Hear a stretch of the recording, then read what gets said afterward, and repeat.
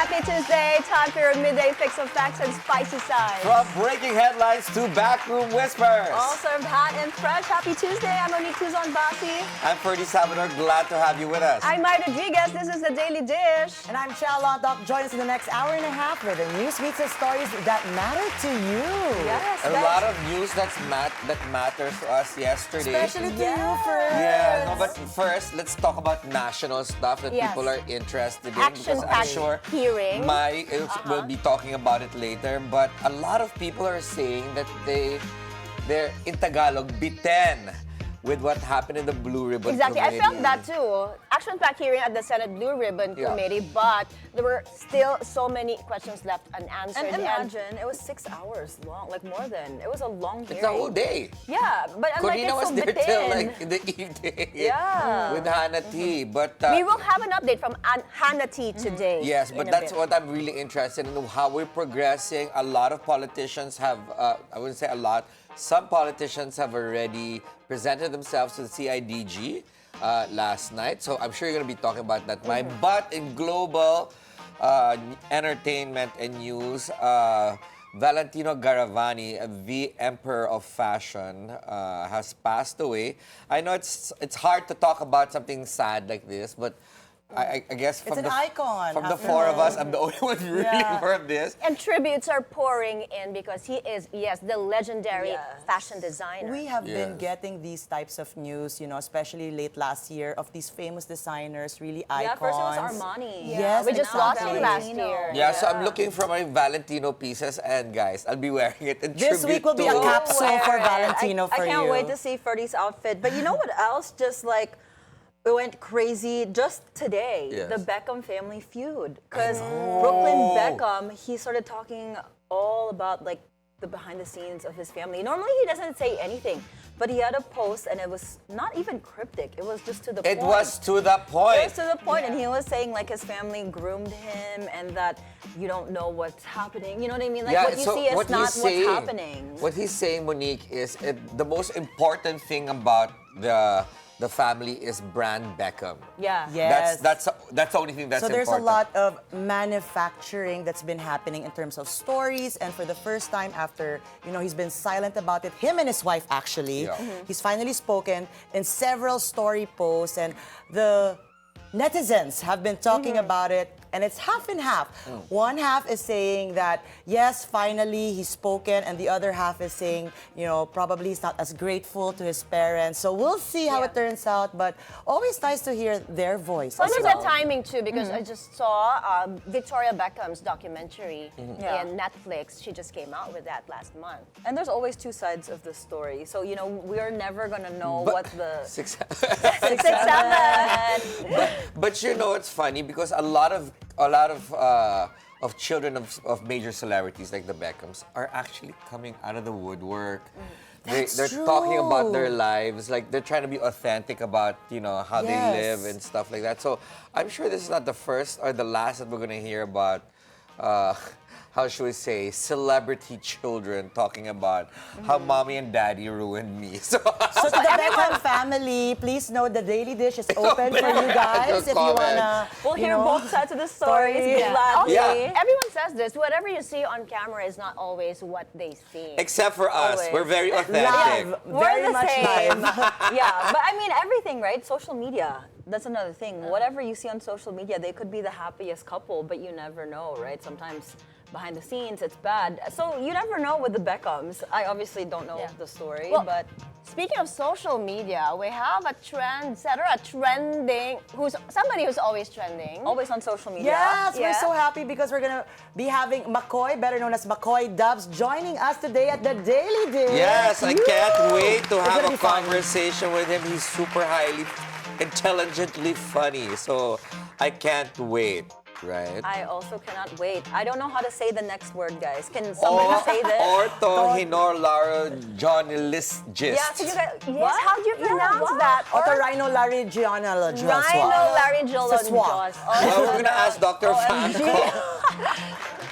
Okay, he's gonna talk to us about vertigo, which you just had Yes. last week, was This it? is my doctor consultation live. I just had it last week, and I actually had some this morning. I woke up with mild vertigo, so I took my Circ. And this is what I'm talking about, authenticity, because what we go through on a daily, we try to bring out the story for you guys. Yeah, so literally live consultation with me to figure out what's happening. And I know Yes. a lot of people will relate because oftentimes we just say, oh, I have vertigo, and we put it on a pass. Yeah. But now we're really going to delve into it. Yeah. Because I have so many questions as well about vertigo. Yeah. Right. Okay, stay tuned for that conversation coming up. But first, let's have the headlines.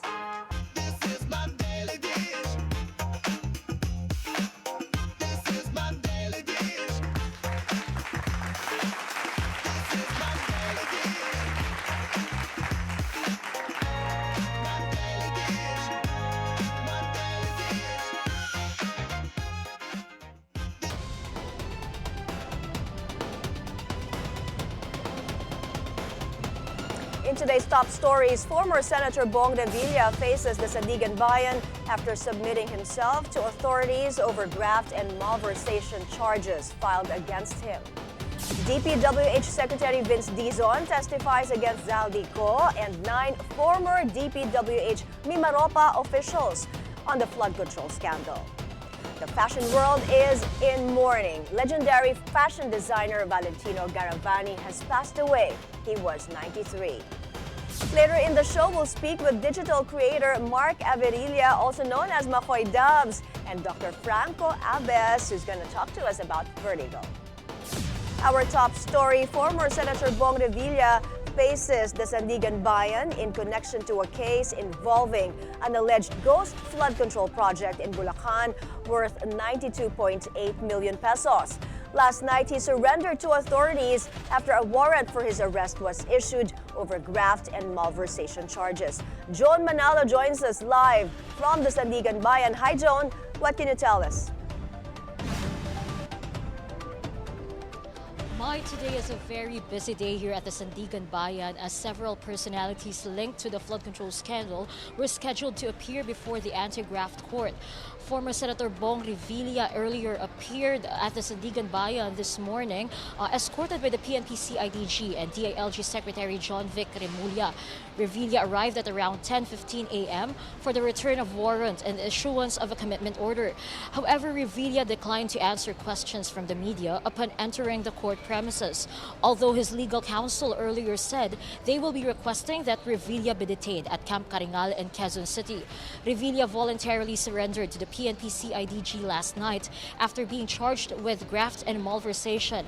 This is in connection with the 92.8 million peso alleged ghost project, a flood control project in Pandi, Bulacan. Supporters of Revilla also gathered outside the Sandigan Bayan today to express their support for the former senator. The group said they came from various parts of Cavite, including Cavite City, Noveleta, Kawit, and Rosario, and maintained that they see no basis for the case against him. Apart from Revilla, 5 other accused facing the same charges are currently under the custody of the PNP CIDG. That is according to DILG Secretary John Vic Remulla in an earlier press conference. Remulla said that Revilla turned over 20 firearms to the PNP and had a good health condition following his booking procedure last night. Meanwhile, former DPWH Assistant District Engineer Bryce Hernandez and Engineer JP Mendoza are also expected to appear before the Sandigan Bayan today. They are similarly facing graft and malversation charges in connection with the same case, Mai. John, what is the situation there now, and is there an update on where former Senator Revilla will be detained? Mai, as of press time, former Senator Revilla is still inside the premises of the Sandigan Bayan courtroom, where he is facing the return of warrant and the issuance of his commitment order. This is the process where the court determines the detention facility where he will be held. We are expecting a clarity on this matter later once the proceedings here at the Sandigan Bayan are concluded. But earlier, DILG Secretary Remulla said that Revilla may be committed to either Camp Caringal, the Quezon City Jail in Payatas, or Camp Bagong Diwa. This is, of course, depending on the court's decision. Mai. Thank you, Joan Manalo, joining us live from the Sandigan Bayan. No special treatment for former Senator Bong Revilla. That's the assurance from BJMP spokesperson, Superintendent J. Rex Bustinera. On Bilyonaryo News channels at the forefront, Bustinera said the BJMP is currently monitoring Revilla's detention, suggesting he will be held in a Quezon City jail since his case is handled by the Sandigan Bayan. He says the BJMP and the DILG are committed to treating high-profile figures the same way as any other detainee. Revilla surrendered at the PNP headquarters in Camp Crame last night following an arrest warrant in connection to his alleged involvement in the flood control scandal. We are very open to the public na ipakita yung kulungan ng charge with the DPWH scandal. Para ipakita na ito na yung standard naman po talaga ng kulungan namin. Maayos na kulungan para sa lahat, hindi lang para sa kung sinong high-profile case mo po yan. As for Charlie Atong Ang, Bustinera says the billionaire gaming mogul will be held at the congested Santa Cruz District Jail in Laguna once he's arrested. Ang faces an arrest warrant over the missing Sabongeros case. Meanwhile, key agencies in the justice sector will convene on Wednesday for the second National Decongestion Summit to address overcrowding in jails. Court of Appeals Associate Justice Jaime Caringal stresses that congestion is a core justice issue, and the summit provides a platform to discuss long-term reforms aimed at promoting equity and expediting legal procedures. It can be considered a human rights issue. And it's the thrust of the government, particularly the Justice Sector Coordinating Council, to respect the dignity of persons deprived with liberty. That is why we try to look for ways in order to address this particular issue. Public Works Secretary Vince Dizon has paused his inspection of infrastructure projects to appear as a witness today in the flood control cases at the Sandigan Bayan. Ian Maghanoy is on the line with the details. Hi, Ian. Go ahead. Yes, my Public Works Chief Vince Dizon has arrived at the Sandigan Bayan in Quezon City to testify for the bail hearing of former Congressman Zaldico and 9 other former officials of DPWH Mimaropa in connection with their alleged involvement in flood control scandal. Dizon arrived in Sandigan Bayan this Tuesday, 8 o'clock in the morning, together with DPWH officials. He explained the Office of the Ombudsman and the DPWH holds strong evidence against the respondents. Ko is now considered a fugitive and was said to be hiding in Europe. The former Ako Bicol Party List representative and ex-House Appropriations Committee chairman is facing graft and 289 million peso malversation charges in connection with the flood control project in Oriental Mindoro. DPWH Media Relations Officer told Bilyonaryo News Channel that Dizon left the hearing at 10 o'clock in the morning upon adjournment. Mai? Ian, how did the DPWH prepare for the Sandigan Bayan hearing in connection to the cases of resigned party list representative Zaldico? In a chance interview before the hearing, Dizon told reporters that he was able to prepare testimony through the help of the DPWH legal team. My Bilyonaryo News Channel will keep you updated on the developments of this hearing at the Sandigan Bayan for tonight's agenda. Mai? Thank you, Ian. Maghanoy there reporting. 2 former DPWH engineers are now under the custody of the National Bureau of Investigation following the issuance of an arrest warrant by the Sandigan Bayan over a 92 million peso flood control project in Pandi, Bulacan that never materialized. Andrea Salve joins us to tell us more. Go ahead, Andrea. As of press time, there are 4 former DPWH officials that are currently detained while awaiting the return of warrant proceedings before the Sandigan Bayan in Quezon City. Following their arrest at the Senate Monday night, former DPWH engineers Bryce Hernandez and JP Mendoza underwent booking and documentation procedures at the NBI Organized Transnational Crime Division. Prior to the issuance of the warrants, both were attending the Senate Blue Ribbon Committee hearing on the flood control scandal, which resumed on Monday. The Senate Office of the Sergeant-at-Arms subsequently turned them over to the NBI. Hernandez and Mendoza had earlier been cited in contempt and had been under Senate detention since last year. They are among 7 individuals named in the Sandigan Bayan warrant for a malversation case involving an alleged ghost flood control project in Plaridel, Bulacan. 2 of their co-accused are also in NBI custody, former DPWH engineer RJ Dumasig and accountant Juanito Mendoza. All 4 accused are expected to be presented in court for their return of warrant. Thanks for the update. Andrea Salve joining us live from the NBI. Retired Supreme Court Senior Associate Justice Antonio Carpio urges the Independent Commission for Infrastructure to turn over their flood control probe to the Ombudsman. On Bilyonaryo News Channel's On Point, Carpio cites the Commission's lack of members and limited powers.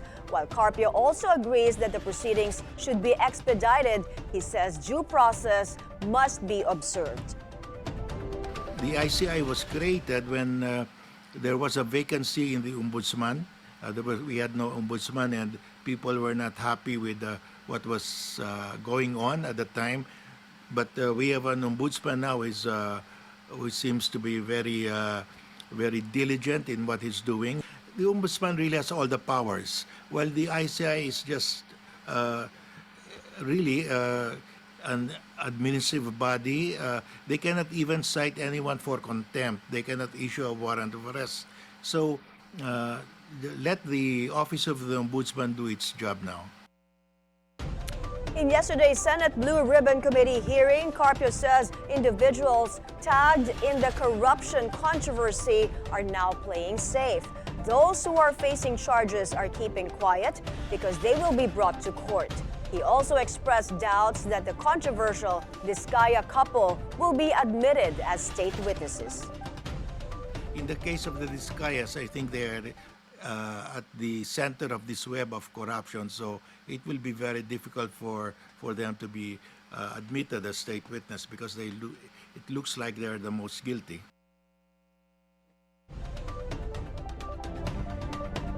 Two senators were not satisfied with the way the Senate Blue Ribbon Committee conducted the resumption of its hearing on the flood control scandal. Hannah T joins us live from the Senate. Hannah, tell us more. My disappointment was expressed by fellow lawmakers of Senate Blue Ribbon Committee Chair Ping Lacson following yesterday's probe, which they say could have been more confrontational and more focused on deeper questioning. Senators Rodante Marcoleta and Aimee Marcos said they were expecting a direct exchange between key figures already in the hearing, particularly former DPWH Undersecretary Roberto Bernardo and former DepEd official Trigiv Olayvar. Instead, they said the hearing was dominated by discussions on grid coordinates on flood control projects. Marcoleta said the committee missed an opportunity to test denials face-to-face and stressed that general denials without cross-questioning only deepen public doubt. Several key figures were present, including Olayvar and businessman Maynard Ngu, who allegedly received kickbacks on behalf of lawmakers. But in the hearing, both denied the accusations and no deeper line of questioning happened. Marcoleta also questioned why explosive testimony from surprise witness Orly Guteza in previous hearings appeared to have been set aside. Marcos, who followed the proceedings remotely, said multiple hearings have so far failed to pinpoint accountability and that no clear revelations have emerged yet.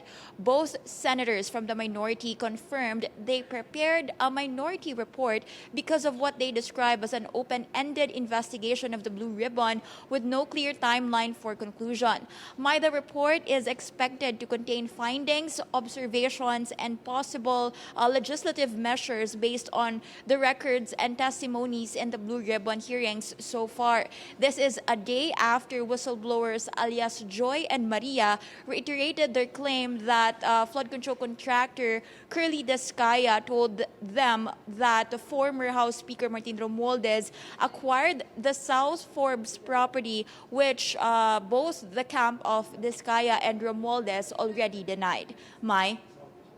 Hana, on the minority report, which mentions recommendations on the filing of charges, sino-sino ang gusto nilang pakasuhan?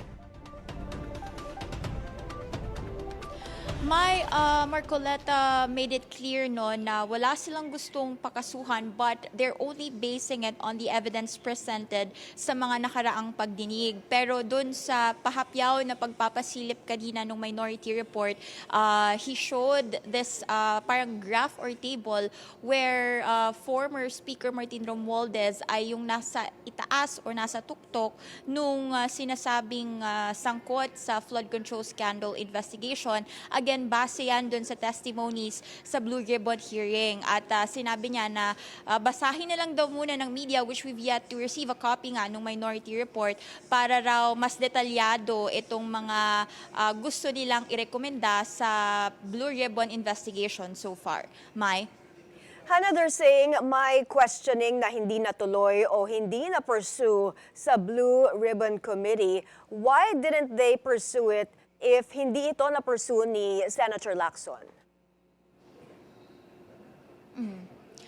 May out of respect umano kaya hindi nila, kumaga inunahan, hinayaan na lang muna nila si Blue Ribbon Chair Ping Lacson to pursue itong line of questioning sa key figures. Pero personally for them, tila nabitin itong publiko pagdating sa naging Blue Ribbon hearing kahapon. Pero nang tanongin natin kung willing ba silang i-pursue ito sa susunod na Blue Ribbon hearings, sabi nila ay kung mapagbibigyan sila ng pagkakataon, and of course kung maaprubahan din daw ng media, because it seemed kanina sa press conference na gusto niya na pati itong media ay mag-approve nga sa pagpapursue ng line of questioning dito sa flood control figures na naging present sa pagdinig.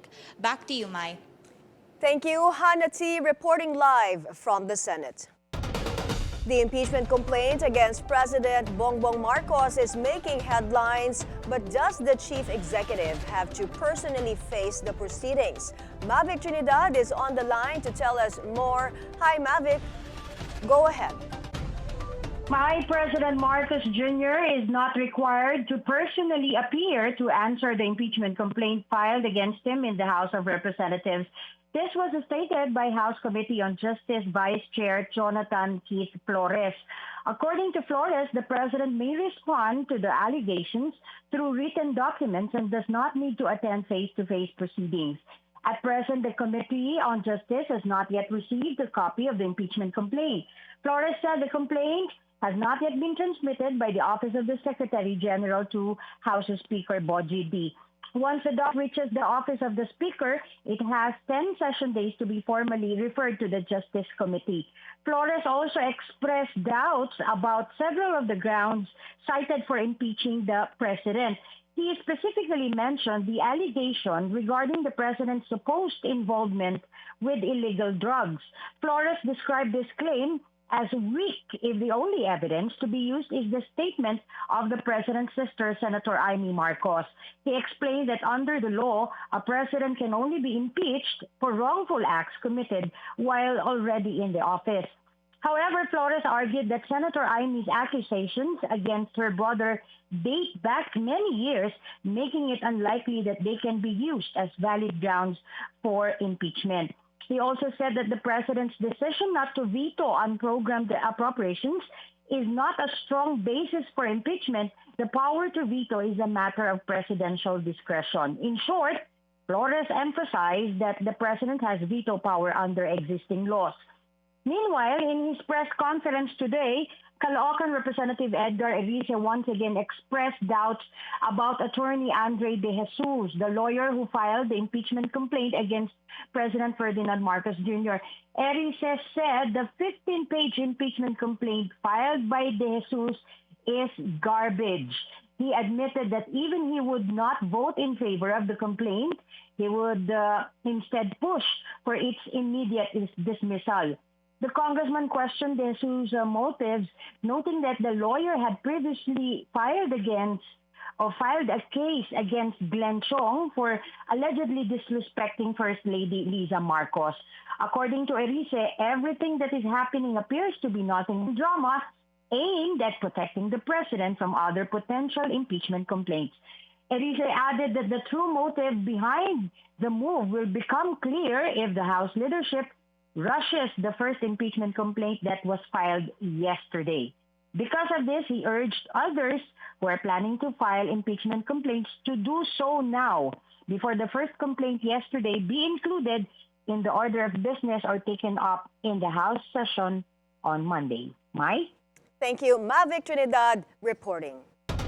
The Makabayan Bloc continues to gather evidence for its planned impeachment complaint against President Bongbong Marcos. On BNC's Politico Nightly, ACT Teachers Party List Representative Antonio Tino insisted there is a clear basis for impeachment, particularly over alleged widespread corruption in flood control projects.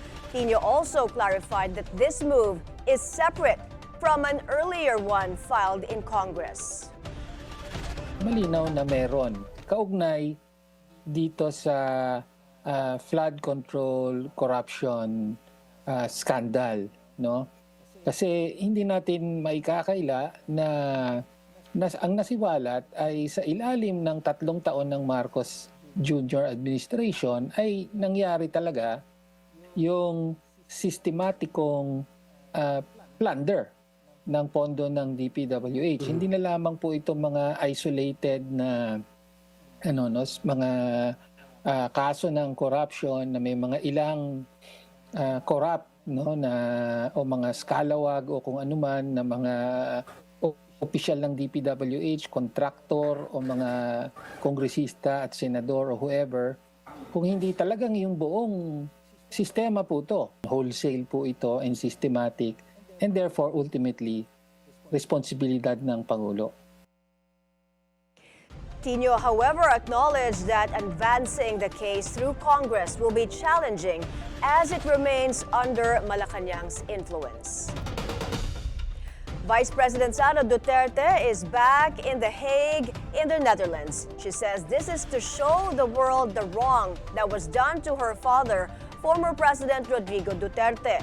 As to reports about another impeachment complaint that may be filed against her, this is what the Vice President has to say. As expected, dahil sila din naman na ang nagsasabi lagi na magpa-file sila ng impeachment complaint. So alam na natin yun na mangyayari yun. And as expected as well, magiging katulad lang din yan nung nakaraan na ginagawang fundraising ng mga members of the House of Representatives yung pagpirma nila sa impeachment. It's all about the money. Coming up next, the diva is in the house. Get ready for the laughs, learning, and stories. We'll sit down with one of the most in-demand content creators right now, Macoy Dubs. Stay tuned. The Daily Dish will be right back.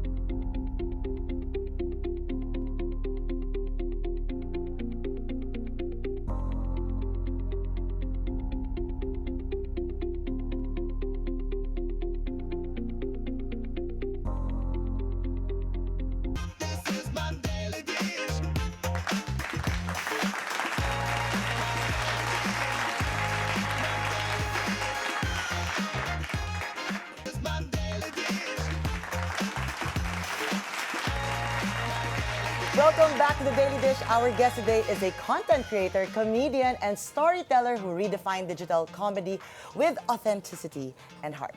I'm already laughing, but Yeah, known for his excited. unforgettable characters and relatable humor, he continues to bring laughter by simply being himself. Welcome to the show, content creator Macoy Dubs. Hello. We are so happy that you're here because I've been following you throughout the years, and I gotta say before anything, I'm so proud of how you've accomplished each and every milestone. Thank you very, very much, Ferdi. It's my first time here sa The Daily Dish. And it's not gonna be the last. Huwag ka mag-alala. Thank you for having me here. Yeah, dami nangyari ever since the 2020 and then now it's 2026. Sino ba patron saint mo at bakit napakaswerte mo? Yeah, bilyonaryo na talaga. Oy, si grabe Macoy. naman. Thank you. Chal, so good to see you also. Yes! Ako, our love for comedy is really the same. And I like how we described Macoy na talagang authenticity. Pero magaling din siya dahil sa authenticity niya, magaling siya mangopya ng mga... Napapaisip ako ng mga characters niya kasi alam mo na pinagdaanan. Oo. So let's talk about those. The characters. Yes. Yeah. When I started making content kasi noong 2017, it's mostly the Tagalog dub videos. Yeah. Tapos, it eventually evolves sa mga short skits. That's why it became Macoy Dubs because the dub videos. It's because of the dub videos. Okay. And then the first time I met Chal in 2019 during a company trip. You were still working in corporate Yeah, in life. corporate. Yeah. You were advertising. editorial. Ha? You were- Nag-editorial din ako I'm gonna before. ask you later what publication that is sure, because sure. I didn't ever find out. That's why I'm super curious. I was gonna ask you that. Oo naman, of course. And then, I think the characters, during the pandemic to So, si Auntie Julie yung nauna. Si Auntie Who went Julie. really big with the Titas of Manila. Super. And you know what? Everybody can relate to that because it's true. Everyone has an Auntie Julie in their lives. Oo, kasi the inspiration of Auntie Julie are the hermanas. Yes. Pero mostly because of my past experiences sa corporate life. So siguro nagkaroon kasi ako ng client before sa real estate na medyo Auntie Julie ang personality. The way she talk, the way she dress, the pearls, So diba? may inspiration. You really took it from Did you thank real her? people. Meron inspiration. Actually, the person na pinaggayahan natin ng Auntie Julie was my client before sa real estate. And then, may idea naman siya na, ako yan, di ba? Oh. Wait, talking about hermanas, because that's also your inspiration. Do you have your own set of hermanas? Siguro sa advertising industry, may mga Okay. naging office mates akong hermanas. And then during the pandemic, nagkaroon kami ng biking. Yeah. Road bike kasi nag-road bike ako dati. Mga hermanas din. Okay. And then ngayon, siguro sa trabaho natin ngayon, may mga nami-meet din Because ako sa production. I have my own set of hermanas. that plays Tong-Its and Mahjong together. Oh, this is true.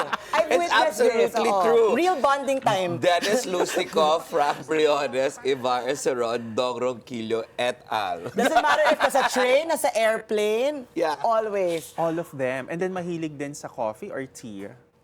No, we're more Wine. wine. Ayun. Pero sila mahilig sa alahas. That's why when you said hermana, those are my friends. I can see it already. Macoy Dubs doing a Ferdi. Oh Tito my Ferdi God. character coming soon. Why not? Ang bilis.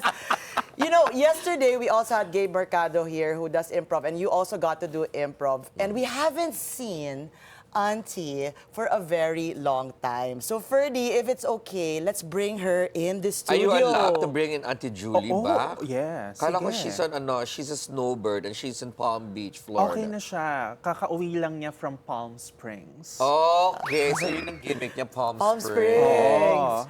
So, Alright. Auntie Julie, you used to get also invited to all of these homecoming, Poveda, Assumption. You're really known for that. Oy. How are you now? Where are you right now, Auntie?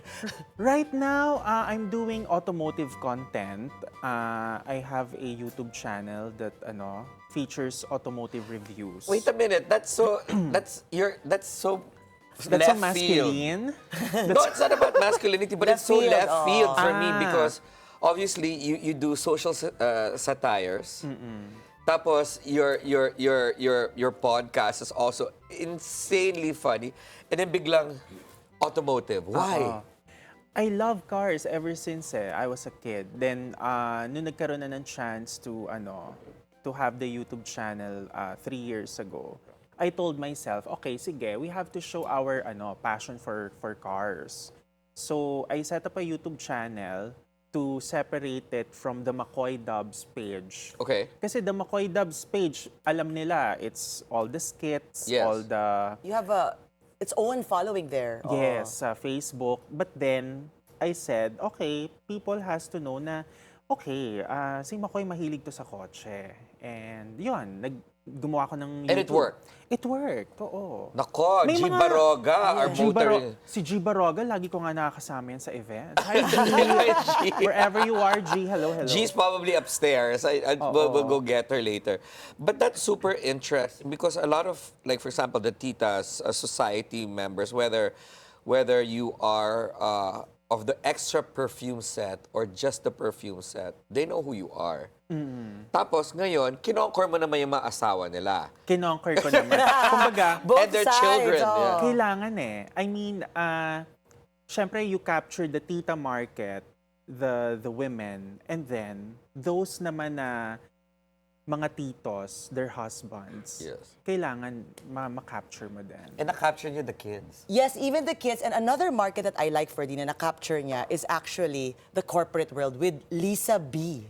Lisa B. Oo. Okay, this one I have to I can admit, I relate. don't know who Lisa B. Is this Lisa B behind us right now? Si Lisa B, siya yung character na may yellow wig. And then, meron ding pearls. Yan, that's There. Lisa B. Okay. So, si Lisa B was an inspiration from a CEO from a media agency na pinagtatrabahuan ko before. Kilala ko ba to? Maybe- Possibly. Possibly. Possibly. But also, may former boss. So, yan ang inspiration. That's so fun. Okay, I just want to know, with all these characters that play in your universe, where do you draw the boundaries or the lines to say, okay, this is just me, nobody else can own me, nobody else can watch me. My own personal mark, more than Macoy Dubs. I think ang naging setting natin for that is kailangan alam nila na yung characters na ginagawa ko, it's purely for fun only and not intended to, offend any other, entity or group. Right. But how do you save your personal mark from all these characters? Because people, di ba? People think because obviously you're a celebrity and when people see you, they expect you to be on.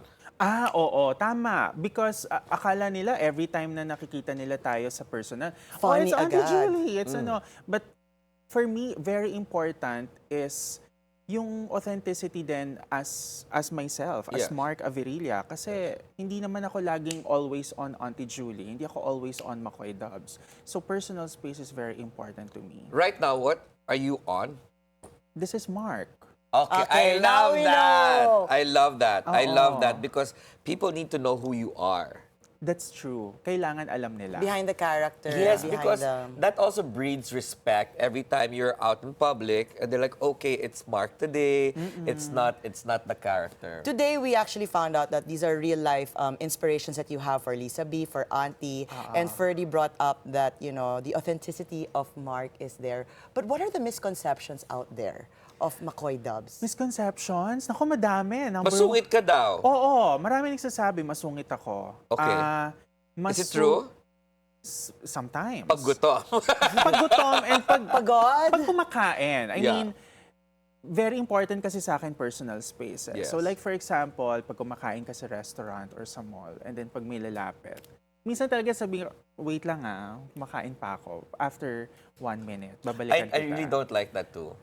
I respect But that. you don't have a choice because when they get excited when they see you. I mean, I'm sure you experience it more than I do. I've only experienced it a couple of times, and they're like, "Can we have a picture?" I'm like, Sure. Oo, eh. Subo lang muna. Paano kung may ano, di ba? Yeah, so what I found out the best way to deal with it. Don't eat out in public. Yes. Don't Order eat out. in. Order in. That's why you always magpa-deliver. order here at the studio. Hindi na ako Pa-deliver. makain, di ba mo na diet? That's why. That's the common misconception, masungit. Kasi siguro, poker face, tapos, syempre, may eyes are, rounded. So, yon. Yun ang pero no, I'm really mabait. I will attest to I can this. tell. I can tell. First, Very Akala real, ko very real. masungit. but okay yun. Wala Okay, na may character na masungit rin ako so that they know there's boundaries, Tama. right? Oftentimes when we do comedy, people think it's all fun, it's all easy. But actually, I personally believe, having done comedy is about tragedy and timing combined. So, what's the hardest part about, doing comedy with all the things that you do, whether characters, even hosting, even being online, your threads, your comments? For me, the hardest part of comedy right now is that whatever you post on social media, sometimes it can get misinterpreted or sometimes misled siya, di ba? Parang minsan you intend the joke to be funny, pero minsan baka may ma-offend, di ba? So that's the hardest part. Kaya meron akong group of friends, meron kaming chat group na pag medyo yung content ko na i-upload pa lang is Doon mo nilalagay. medyo sensitive or Okay. I seek muna. Check fact. Correct. Wait a minute, Macoy. Okay. Let's not offend our advertisers. Monique tuloy. Ciao! But I can do a mo here. Hello, hello. So beyond the laughs, there's more to unpack, more conversations with Macoy Dubs when we return. The Daily Dish will be right back.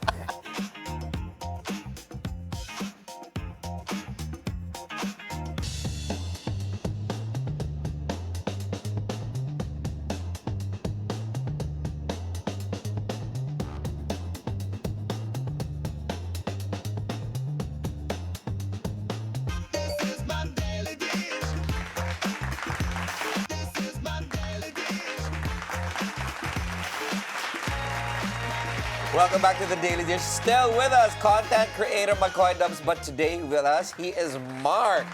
And of course, there's a lot of questions that our viewers want to know about you. Ay, go ako dyan. Let's talk about Diba? present. Dog Wala show namang divas. waistline questions. Waistline? Sure. Or bank account. Open or with that. numbers. We're an open book. Open book. We are an open book pala. pala. Ganon. Okay, so tell me, with all the people that you've met, of course, very famous actors, celebrities, whatever, what's one encounter that you will never forget that was unpleasant? With a celebrity? Yeah. Oh my goodness. Meron ba? Or a personality, kahit content creator. Kasi you guys talk or- about that in Dog Show Divas, yung mga experiences nyo eh. Sige, I won't mention the name, but Initials. socialite. Okay, open Okay. book tayo. Ito ba yung umirap Itago sa'yo natin sa sa- buffet? Yeah, umirap sa akin sa buffet. What's the name? Tell us what happened there. No, because first job ko was an editorial assistant Wait, I watched this. I know your story. for a publishing for a magazine. So we were told by the way na okay, you You go had to show up. to a hotel Okay. and then attend the event. Pero yung suot ko kasi, sinabi na sa amin 11 o'clock in the morning. Work starts at 9. So I'm not prepared. Take note, I'm 20 years old, fresh graduate. So ang suot ko, t-shirt. Kasi staff, di ba? Editorial assistant eh. So I'm wearing t-shirt and then jeans. Okay. And then the event in the hotel was, I think, 8 o'clock in the evening. So pumunta kami ng hotel, pinapasok ako sa ballroom. Yes. And then pagpasok ko ng ballroom, puro mga socialite. The world of Ferdi. The world of Ferdi. Grabe ka. Mga CEO, ganyan.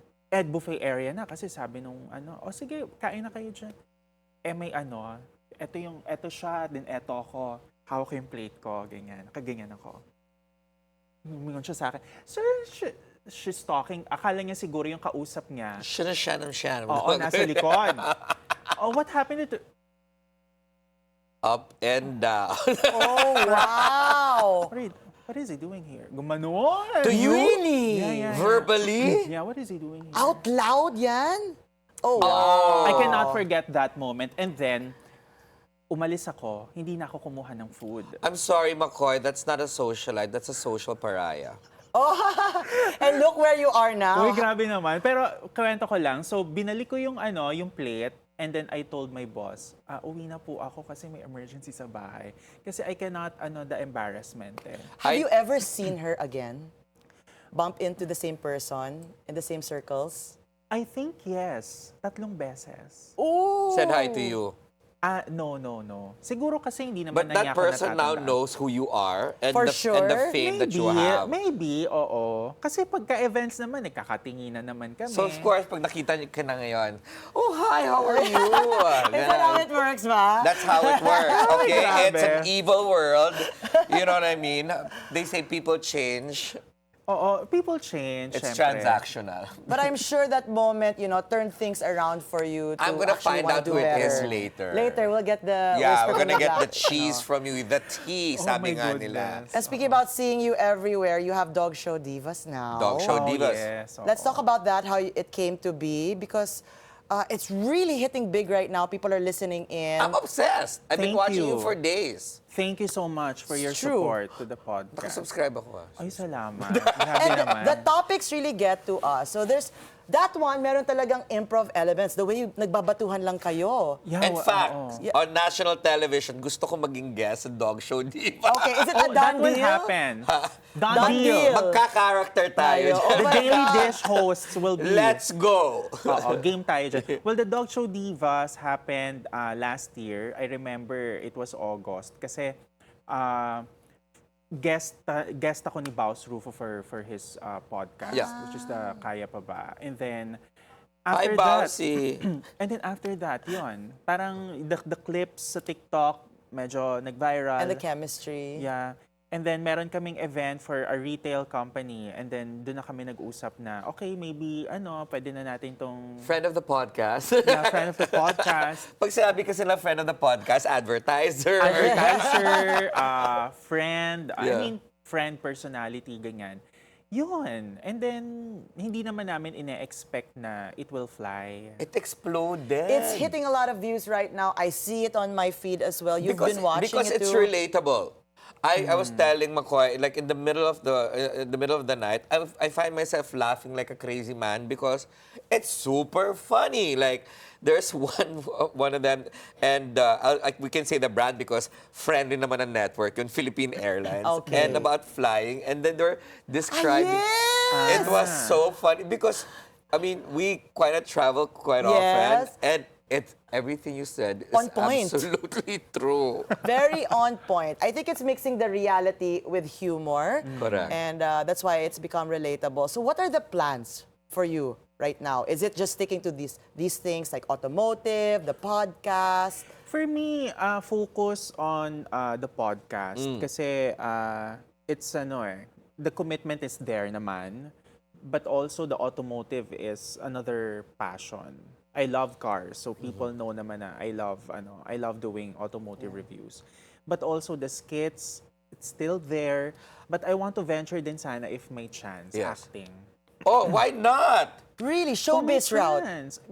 Dati tinry ko naman pero hindi ko pa nahahanap But yung what kind of genre do you want? Indie or mainstream? Or Siguro indie, I'm happy with indie. we should talk to Jasmine Curtis Smith. Mahilig indie queen yun. Mga Cinemalaya. Yes, why not? Oo, okay ako doon. Then, But you know, now I just thought about it, McCoy.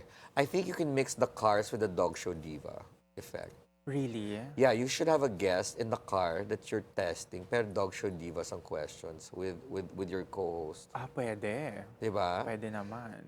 Dapat tanungin mo si Corina Sanchez at saka si Pinky Webb. Dapat i-guess mo sila sa Dog Show Diva. While driving. While Baka driving. mahilo sila sa pagdadrive ko. Gano. I wanna find out if you're going to choose between a character na gagawin mo between Corina and Pinky, who would you choose? I'd choose Corina. Why? Ha? Why? Ang sample daw. We're getting a cheer for a Ami? sample. Paano ba? Kasi paano ko ba ano si Miss Corina? Siguro chinelas. Yan, joke lang. She likes we all that, got ha? it right away. That's her Oo, passion. pwede, diba? ha? Oo. Ready ka na ba? Ganon. Handa ka na ba? Handa ka Oo, mga ganon. I like, we should tell Corina. Chinelas. I know you're Oo, watching diba? us. Kaya lang baka mahilo siya sa driving style ko. So let's see.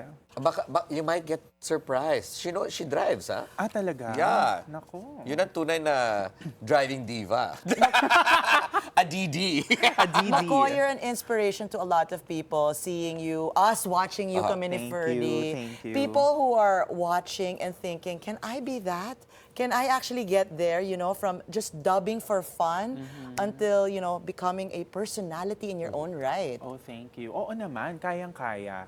I mean, social media is very wide. It's a wide universe. Anyone can create content. Anyone can be a storyteller. And syempre, you should harness your talents, diba? And social media, ang daming platforms eh. And what's really important is just be authentic. Just be yourself. Okay. You know what? This is one, although you're not going to be yourself for this next segment, but there's clamor. Oh, okay. Excited ako dyan. Kasi, a while ago, pini-amp ni Chal. Pero ito na to. Ito na Giving yung the real character na. So, okay. we're gonna play a little game with you. It's going to be, we're bringing out Auntie Julie. Siya muna, okay. Okay. Pero Auntie Julie na, let's mix it up. Okay? Okay. Auntie Julie na older sister ni Corina Sanchez. Okay? Dobo, na pinsan ni Ferdi. Sino yun? Okay, anong name nung sister? Wala tayo. Bigyan natin ng name. Sige. Si Montserrat, di ba? Napaka-social na... Montserrat. Monsi. Pangalan. Alright. Sige. Monsi. Or no, we can change it. Not Montserrat. We change it to...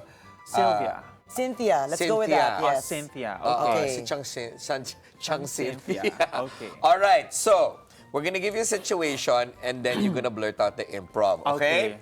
Ready? Nakaupo lang ako, Yeah. Yes. Okay. So, nakita ni Aunt Julie ang pamangkin na tumaba. Line Q. Ay, anak. Blank. Blooming ka ha, hindi ka na pumapayat. Ha? Okay, that's the line. That's the Yes. line. Ay, anak. Blooming ka. Hindi ka na pumapayat. Diba? Subtle but real. Subtle. That's Si good. Cynthia. I Si don't Ate want you in the Cynthia. reunion. Yeah, next line. Next one, Marites mode activated situation. May dumadaan na kapitbahay na tahimik pero may bagong kotse. Go. Line Q. Line. Ay, hindi naman ako nag-iisip ng masama, pero saan galing yan? Oh my gosh! This is a talent, Di ba? To make taray that way. But that's true, though. That's how you got judged in the neighborhood, di ba? Oo, pag may bagong kotse.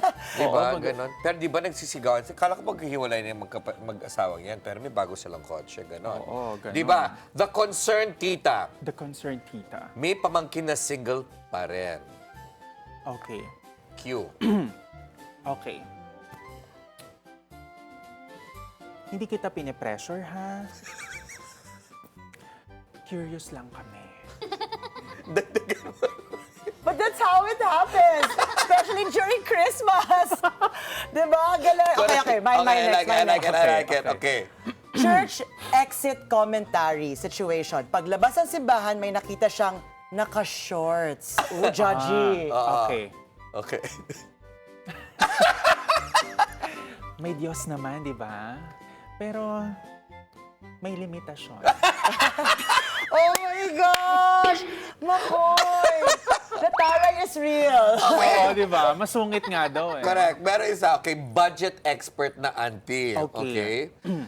So may nagreklamo ng walang pera pero may bagong phone. Okay. Parang kaya. Ito ang cue. Okay. Hindi ka naman mahirap. Mali ka lang ng priority. You know what? We put this all together. Pang-holiday yan. Hindi ka naman mahirap. You know what? Pwede itong movie, ha? Yung mga characters na ganito. Tapos, satirical lang. Yung ganito yung mga conversation. Pero may mga bagets na nasa gitna. Yung talang tinitira nila. Oo, no? Diba? Pwede yun. Okay. Okay, Go, this Arthur. time around, we're gonna go with online seller tita situation. My friend na nag-post ng PM is the key. We always get these PM questions. is the key. Oo. Okay. PM Line. is pa-mine or private Personal message. Personal Oo. message. Okay, kala ko pa-mine. PM. Okay. Magkano na lang? Huwag na tayong mahiya. Diretsuhan na. Okay, Give can I mo bring na. in Lisa B? Sige. Okay, Sir, ito si Lisa B. Lisa B. Okay, so Okay. Lisa B will do it with Lisa B for The Office. Oh, sige. You The see the Office. junior staff coming in. What is the line of Lisa B? Okay, Your kasi own. si Lisa B, very kind and she's warm to her staff. Talaga? Talaga? Oo, Parang warm hindi, siya. parang hindi match dun sa... let's see, let's see the warmness. Sige, kunwari, Lisa B. Hindi ka late. Consistent ka lang. Oh my God! The boss! The boss! Okay, next one. Okay, yung passive, Aggressive compliment. aggressive. Ah, Ay, passive hindi, palitan natin yun. Okay. Family group chat terror na Okay. lang. Si Lisa B pa ba to? Sure, Or Lisa tita? B has family. Sige. Oo. May nag-scene lang sa GC pero hindi nag-reply. You know this? Ay, oo naman. Madami tayong ganyan. Oo. And I'm sure Lisa B hates that. Oo. Okay. So, auntie to or Lisa? Lisa B. Ah, Lisa B. Okay. Busy ka ba? O ayaw mo lang kaming kausapin? With a stare. Oo, With a stare. Okay. Ganda. All right, folks. Ladies and gentlemen, give it up for the one and only Auntie Julie and Lisa B. Thank you, natatawa you. talaga ako. That's so funny. Thank you. Macoy, thank you so much. Your presence is really something. I can't wait for your sungit character to come out. And your Ferdi character to come out. The Ferdi Tito character. Ferdi. Oo, sige. It's like we had Uy, 4 guests in one grabe. today. Once Thank again, you so thank much. you, Macoy Dubs, for Thank being you, with thank us. you. And Yes, of course- Dog Show Divas, Yes, guys. Don't next, forget next. to watch it. And of course, we're going to have your partner next time on the show. Of course. And we're going to talk more about you during that period. Of course. All right? So, feeling dizzy or off balance? When we return, we will talk to Dr. Franco Louie Abes from Makati Medical Center about vertigo. Its causes, symptoms, and treatments. Stay tuned. The Daily Dish. We'll be right back.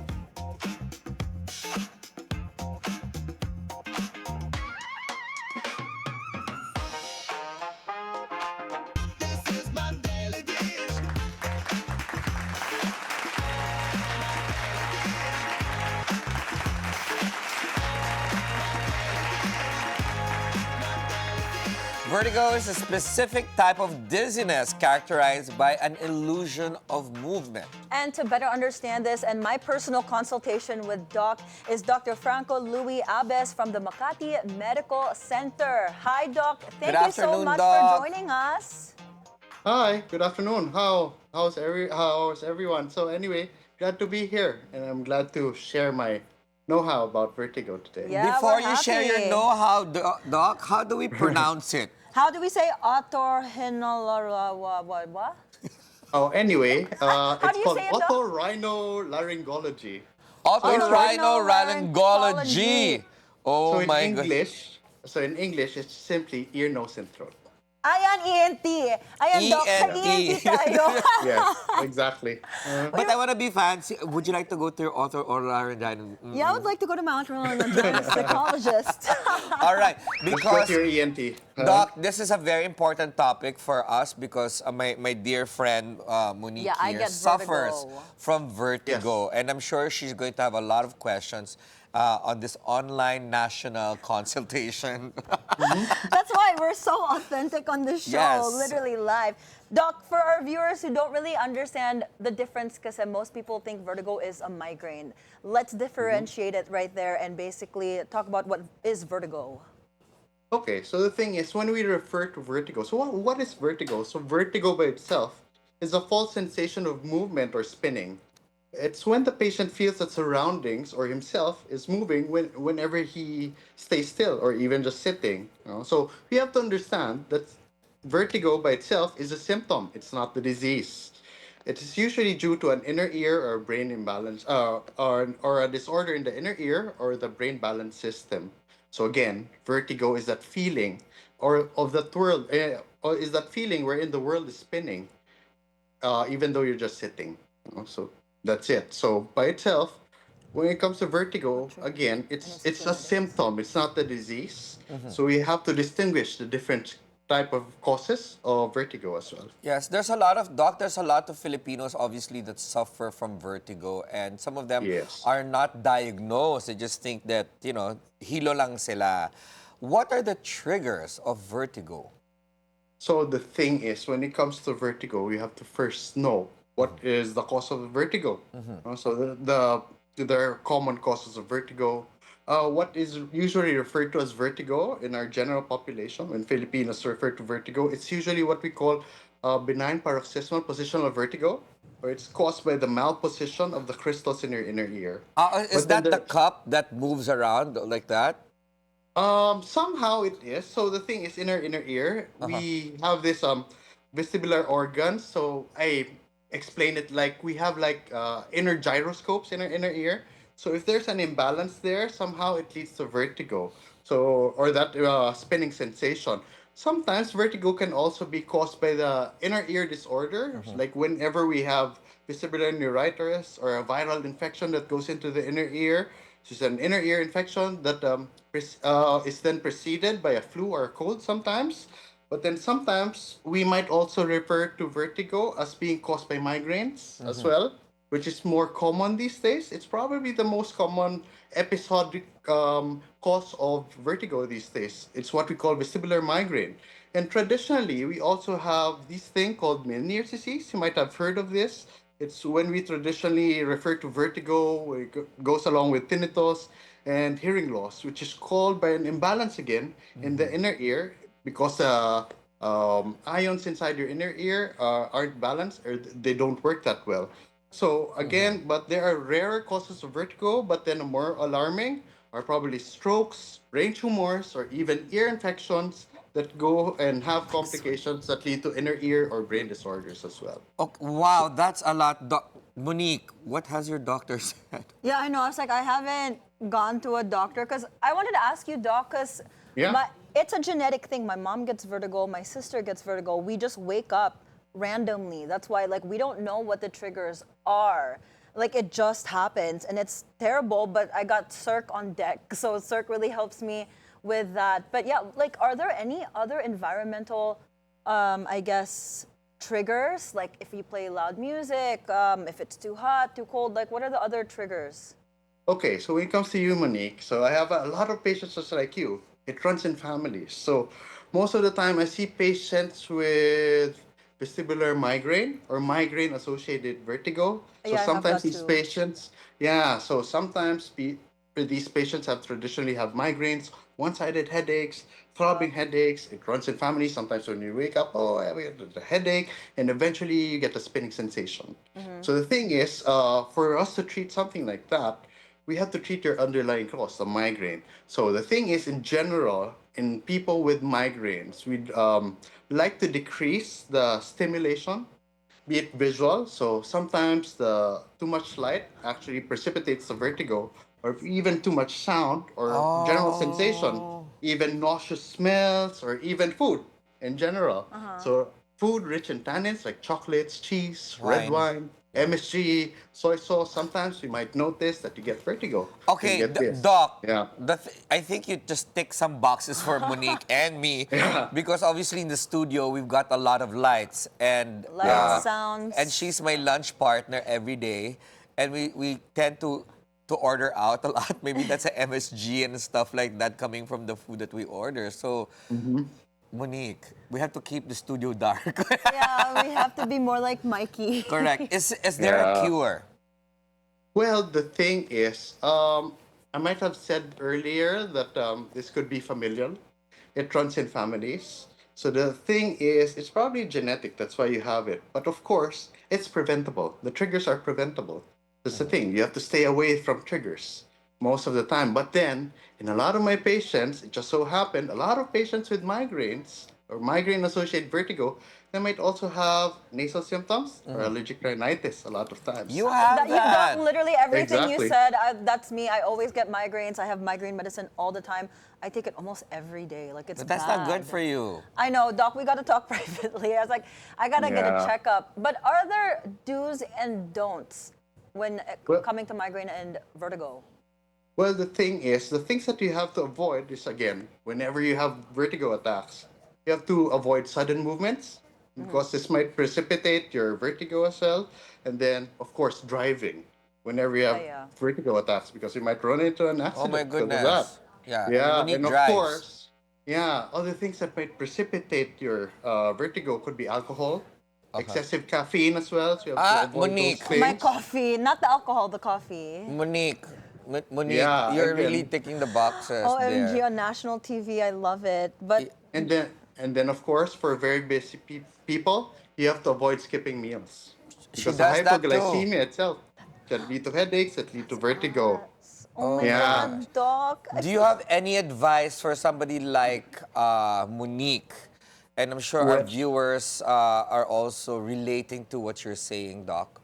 Well, Monique, and for viewers like Monique, the thing is, I think you have to visit your doctor, your ENT specialist, or your vertigo specialist in order, we have to know the underlying causes, why you have vertigo, because sometimes it might not just be because of one cause. Yours is probably due to vestibular migraine. The thing is, you might have other causes because the thing is, some people, especially hypertensives, diabetics, are probably more prone to having these attacks as well. OMG, Doc, you're making me nervous. I definitely have to do a checkup. And we've been talking about that, Ferdi. Like, Yes. 2026 is all about health and wellness and taking care of ourselves. But Doc, we definitely need to talk to you again because I'm sure our viewers are going to be sending us comments and questions, and we're going to put that together so that we can zone in on more information that we can get from your expertise. Yeah, sure, of course. You can always visit us at the Makati Medical Center. Thank you so much, Doc. Thank We've you, learned so Doc. much. Thank you, I'm going to do this. Ortho-rhino-laryngealist Dr. Franco Louie Abes, or ENT from the Makati Medical Center. Thank you so much, Thank you, Doc. for your time this afternoon. Thank you. Glad to be here. Thank you. you for having me. Of course. Well, up next, we've got stories from around the world, plus the latest in sports and entertainment when the Daily Dish returns. Stay tuned.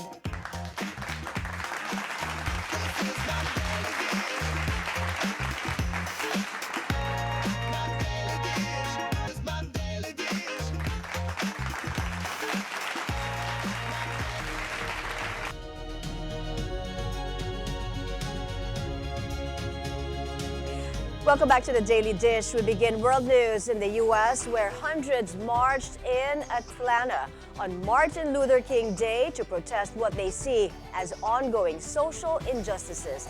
The peaceful demonstration in Dr. King's birthplace comes amid national protests against immigration policies under President Donald Trump.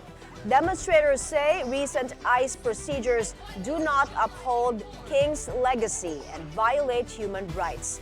Protests against ICE have grown nationwide since the January 7 fatal shooting of 37-year-old Renee Good by an ICE officer.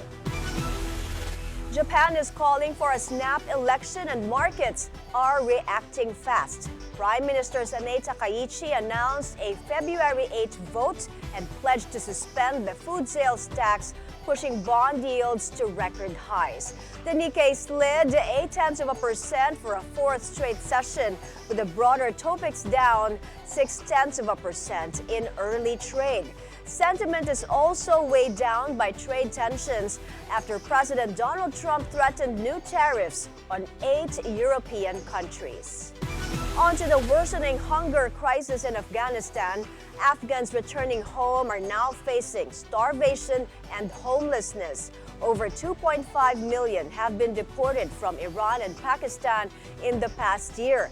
The World Food Program says 17 million people in Afghanistan face acute hunger as aid cuts and winter worsen conditions. The WFP warns malnutrition is rising fast, with more children at risk as resources continue to shrink.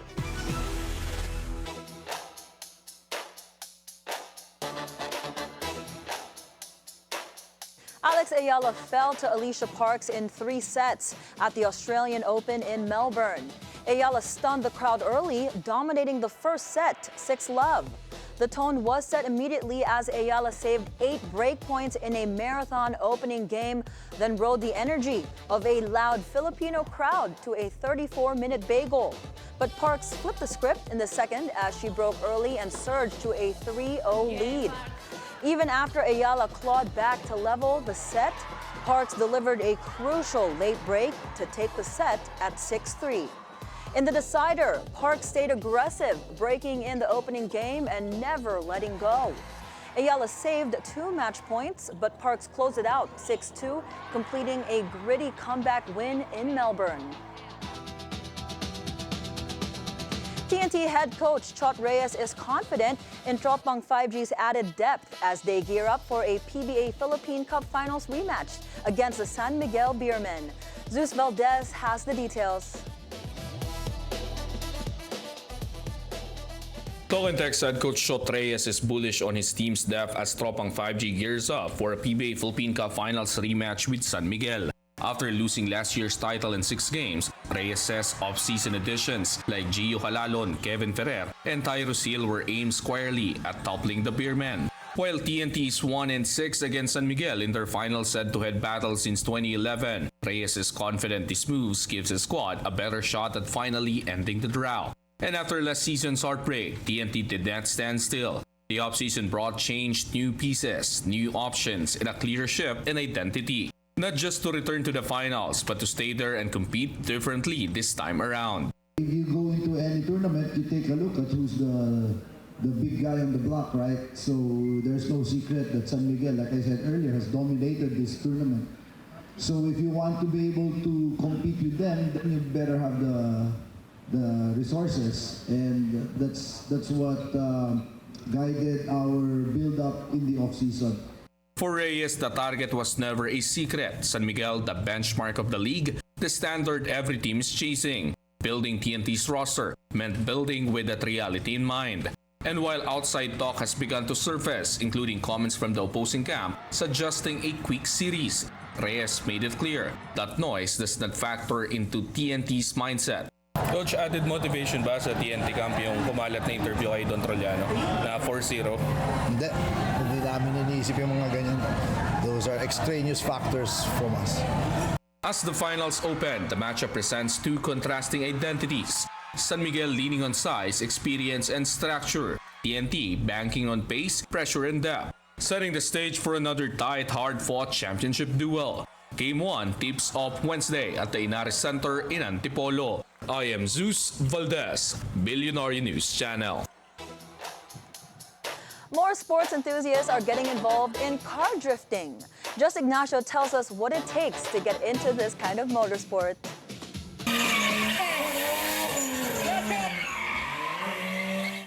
Beyond the thick smoke and the loud screech of tires, there is an exciting sport called car drifting. Odell Season, known as Dr. Drift, started the sport in the Philippines in 2005 and has seen it grow ever since. For those who don't know, drifting is a type of motorsport where the driver intentionally makes the car slide through turns using a rear-wheel drive. Seemingly dangerous, the team makes safety a priority by using metal roll cages and special seatbelts in every car. Odell passed his passion to his daughters, Ashley and Arian, who are now professional drifters competing in other countries. I tried the experience by riding with Ashley Season, and even though I was screaming my lungs out, it was a very fun and safe adventure.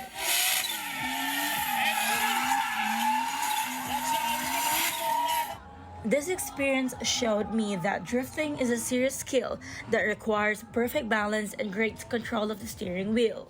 You can all watch out the full coverage and the heart-pumping action of this experience later on Agenda, only here in Bilyonaryo News Channel. Just Ignacio, Bilyonaryo News Channel.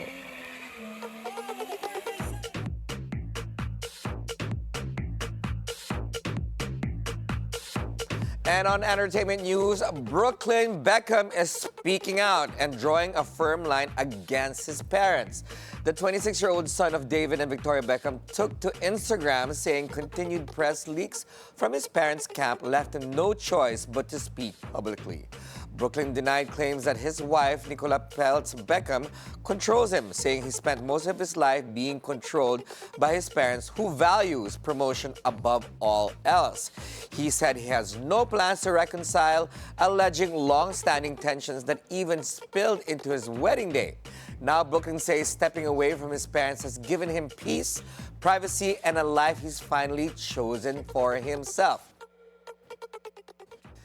In fashion news, the fashion world is mourning following the death of legendary designer Valentino Garavani, known simply as Valentino. The founder of the Valentino fashion house passed away at the age of 93.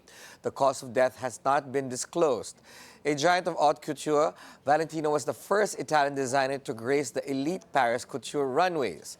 Renowned for his elegant, feminine silhouettes, he left an enduring legacy, most famously through Valentino Red, a color he called a symbol of life, passion, and good fortune.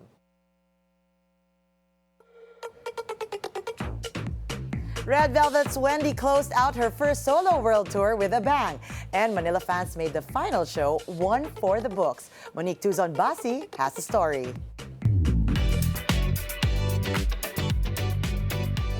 K-pop star Wendy kicked off 2026 on a powerful and emotional note as Filipino fans ensured the final stop of her first solo world tour, We Alive, ended with resounding energy in Manila. Taking the stage at the New Frontier Theater on January 17, the Red Velvet member was immediately met with deafening cheers, the loudest she has experienced throughout the tour. The crowd's enthusiasm filled the venue from the very beginning, setting the tone for a night fueled by music, connection, and shared emotion. The title, We Alive, reflects Wendy's desire to exist and breathe through music, a sentiment she carried throughout the concert as she effortlessly captivated the audience with her vocal prowess, charm, and heartfelt stage presence. Among those in attendance were members of rising P-pop band Vision, who came to support and watch the show. The group shared how excited they were to witness Wendy perform live, citing Red Velvet and Wendy as major influences on their own musical journey. For Vision, the concert was both inspiring and affirming, a reminder of the impact K-pop has had on shaping today's new generation of artists. May mga songs kami na very similar to Red Velvet's concept before. And siguro yung mga R&B din ng Red Velvet, sobrang nag-influence din sa amin sa mga songs din namin. So we're very, very honored to be here. The New Frontier Theater held its breath during some of the night's most emotional performances, as Wendy sang Like Water, When This Rain Stops, and Believe. Each song was dedicated to her fans, turning the concert into an intimate exchange of gratitude, emotion, and connection. As the final stop of her first solo world tour, Manila proved to be more than just a destination. It became a celebration of influence, inspiration, and the deep connection between artists and fans, a fitting and unforgettable close to Wendy's We Alive journey.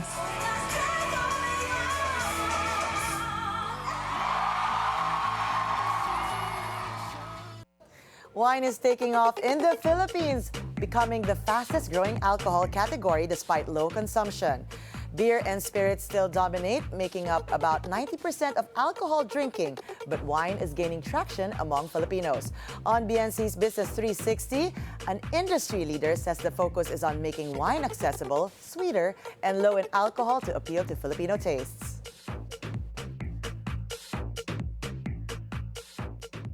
Truthfully, globally, actually alcohol consumption is down. But wine is such a small category in the Philippines still. It's like if you look at the wine consumption in the Philippines, it's about 0.2 liters per person per year. Yeah. In France and Italy, we're talking 40 liters. So It's not so much about, it's really more about getting more Filipinos to drink wine because we believe wine is special. Yeah. I think people are you just need to induce trial of a product that Filipinos actually like. As you know, on the market, most Filipinos perceived wine as being mapakla. It's dry, and that's because all wine comes from grape juice, and grape juice is very sweet, and the sugars from the grape juice get converted into alcohol. Novelino makes a low alcohol product because we want to keep some of that residual sweetness from the grape juice. Okay. Tomorrow on The Daily Dish, Chef RJ Enriquez Diaz will share his passion in creating plant-based dishes. We'll also have Sicilian Roast Executive Chef Matt Navarro and owner Lorenzo Vega. They'll tell us how to make the best pizza and pasta. It's all going to be about food again. I'm so excited tomorrow. You'll be happy, Mo, tomorrow. I don't even know why I'm on a diet right now. Oh, but it's vegan. It's vegan. No, that's I'm plant-based. excited because it's plant-based. But there's Won't be one Italian as plant-based, well. but the other one, it's pasta Yeah. and pizza. Carbs. Italian Yeah, fare. they are not supporting my quest to 2026 Ferdi sexiness. I don't know. We're here for you. We're so excited for you. But look, I can fit now a small. Oh, by the way, Tahi, thank you so much for Thank you, outfits today. woven stuff We from love all our Tahi. local And they clothes. sent me small, so I'm happy. Ferdy's skinny already. Sizes. Ferdi, No what napaganda sizes. ka when you What? extra? What? They sent you small? Yeah. Thank We'll you, get there on Tahi, for dressing us today. And that's it for us this Tuesday, January 20. Join us again tomorrow for more Real Talk. A lot of spilled tea. With Zero Filter, I'm Monique Tuzon. Anytime is a good time because it's always mo fun with us. And I'm Ferdi Salvador, always on top of the news and stories that matter most. I'm Chal Lontoc. Stay tuned to the Bilyonaryo News Channel always. Thanks for making us your lunchtime companion. I'm Mai Rodriguez, and that's the Daily Dish. Sir! Happy Tuesday! Happy Tuesday.